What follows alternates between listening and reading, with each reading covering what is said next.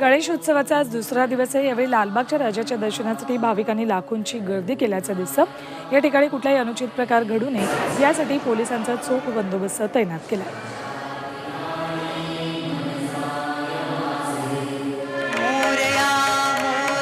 श्रीमंत दगडूशेठ हलवाई गणपती समोर महिलांनी सामूहिक अथर्वशीर्ष पठण केलं। यंदा 31,000 महिला अथर्वशीर्ष पठणात सामील झाल्या। टाळ्यांच्या गजरात महिलांनी मोरया मोरयाचा गजर केला। शंखनाद केल्यानंतर ओंकाराचा जप आणि मुख्य अथर्वशीर्ष पठण करत गणरायाला नमन केलं।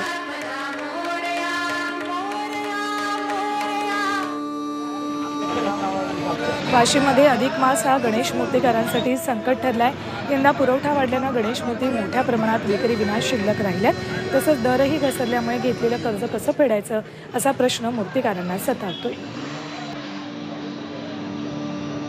1.5 दिवसाच्या बाप्पाला आज वाजत गाजत निरोप दिला जाणार आहे। यासाठी चौकात हाताला मुंग्या येत होत्या, गुडघे, कंबर, मान, पाठ खूप दुखत होती। अमृत नोनी ऑर्थो प्लस घेतल्यापासून हाताच्या मुंग्या कमी झाल्या। आरोग्याचा भरोसा अमृत नोनी ऑर्थो प्लस। आणि तलाव सजली आहेत। विसर्जनाच्या ठिकाणी पोलिसांचा मोठा बंदोबस्त ठेवलाय।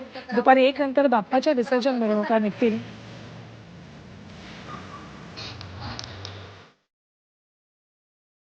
मुंबईतील अनेक मंडळं वाशी सेक्टर 8 मधील तलावात गणेश विसर्जन करतात।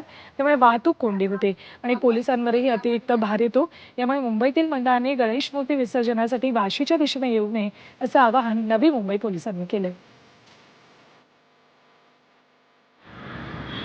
गणेश उत्सवानिमित्त पुण्यातील वाहतुकीत आजपासून बदल केले।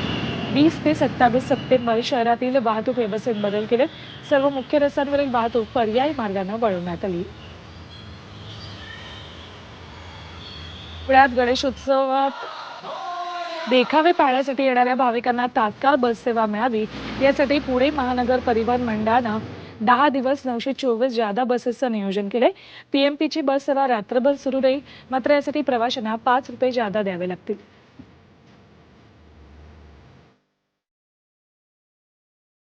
गणेशोत्सवानिमित्त इंडिगो या विमान कंपनीनं प्रवाशांसाठी खास ऑफर दिली आहे। ही ऑफर 25 सप्टेंबर ते 31 मार्च 2024 पर्यंत लागू असेल। या काळात हवाई प्रवाशांना त्यांच्या तिकिटावर 15% सवलत मिळेल।